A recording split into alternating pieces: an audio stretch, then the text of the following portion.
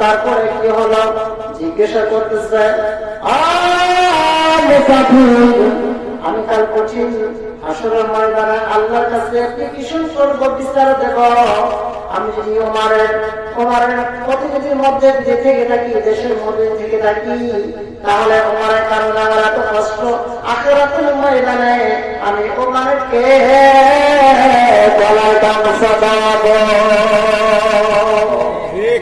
এই কথা শোনার পরে হযরত ওমরের ঘাম ঝরতেছে, সর্বনাশ, আমি দেশের প্রেসিডেন্ট, আল্লাহর কাছে কি জবাব দিব? আল্লাহর কাছে কি জবাব দেব? এত বড় রাষ্ট্রের মালিক আমি, ক্ষমতার মালিক আমি, আমার দেশের পূজা না খাওয়া মরে, এটা তো পূজার দোষ না, এটা হলো দেশের প্রেসিডেন্টের দোষ। কথা বল না? তাহলে বর্তমানে অবস্থা, সেখানে অবস্থা নির্ভর করে দেখবেন কিছু কিছু লোক আছে ক্ষমতার জন্য খুব লাভ হইতেছে, লাভ হইতেছে। আসলে বুঝুন তো, ক্ষমতা দেওয়ার মালিককে আল্লাহ, আমার নেওয়ার মালিককে আল্লাহ। আমরা যদি খালি খারাপটা দেখি, ভালোটা না দেখি, তাহলে তো হবে না। আপনার দুটো চক্ষু আছে, খারাপটাও দেখা লাগবে, ভালোটাও দেখা লাগবে। যে ব্যক্তি খারাপ করে, শুধু খারাপই করে না, খারাপ করার মধ্যে কিছু ভালো গুণ আছে। তাহলে ভালো গুণ আছে না? তাহলে আমার ভাইরা আমার প্রশ্ন করে আমার আমি নামটা না নেই, যারা গেছে আর যারা আছে দেখা যেতেছে বর্তমান যারা গেছে অনেকের কাছে অনেকের মুখ থেকে শোনা যায় একসাথে তারাই ভালো।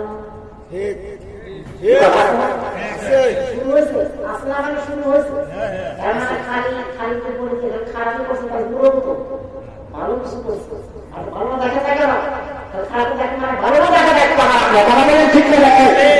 আমি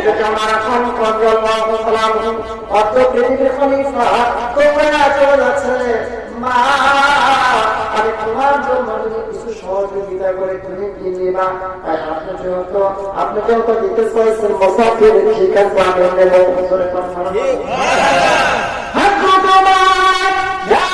চলে গেছে বসে পরে সাফার করে ঘর থেকে একটা আলোর বস্তা নিচ্ছে আর পাশে ঘরে যিনি লিস্ট করে, যিনি একজন আপনার কি আছে প্রেসিডেন্ট আছে, যিনি একজন মন্ত্রী আছে, জিজ্ঞাসা করতেছে মন্ত্রী আমার পাশে ঘরের মধ্যে শুধু আটা আছে নাকি কিছু চাউলের ব্যবস্থা আছে? ভাই চাউলও আছে, আটাও আছে। ভাই ওই জাহান্নাম থেকে বাঁচতে চাচ্ছে তাড়াতাড়ি আয়, আমি আমার পিছে পিছে দৌড়া করে সুবহানাল্লাহ।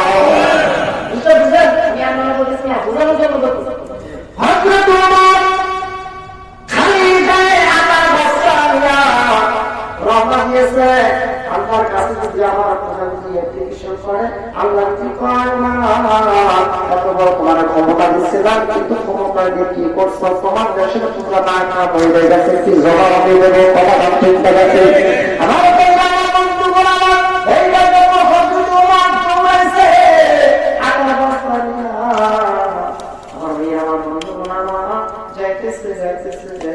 বাড়ি পর্যন্ত যাওয়ার পরে বাড়ির গেটটা খোলা হলো।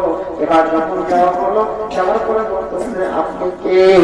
আপনি জানান না, যার কথা শোনাই না, আমি অন্য কেউ না, আমি বললাম এই যুগে এই দেশের রক্ত পৃথিবীর খলিফা হযরত ওমর ফারুক রাদিয়াল্লাহু তাআলা হুজুরে পাক।